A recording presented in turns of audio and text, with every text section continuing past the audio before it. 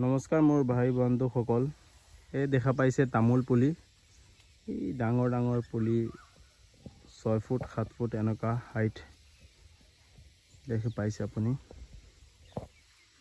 মোৰ নাৰ্চাৰীত এভেইলেবল আছে, 2 লাখ মান আছে মানে, দেখি পাইছে আপুনি। সেইটো চাই লওক।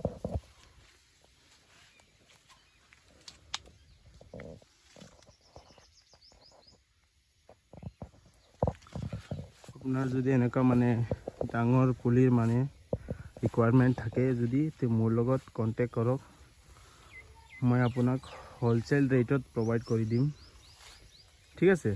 আৰু দেখি পাইছে এতিয়ালৈকে বহুত মানে ভাবো আছে মানে খেতিটো কৰিম বুলি এনেকুৱা ভাবি আছে, তো জলদি আপুনি একশ্যন লওক আৰু খেতিটো বনোৱাক মানে জলদি কৰক, কিয়নো এতিয়ালৈকে মানে লাষ্ট ছিজন হৈছে, তো লাষ্ট ছিজন চলি আছে নৰ্থ ইষ্ট ছাইডত, আপুনিতো জানেই মানে।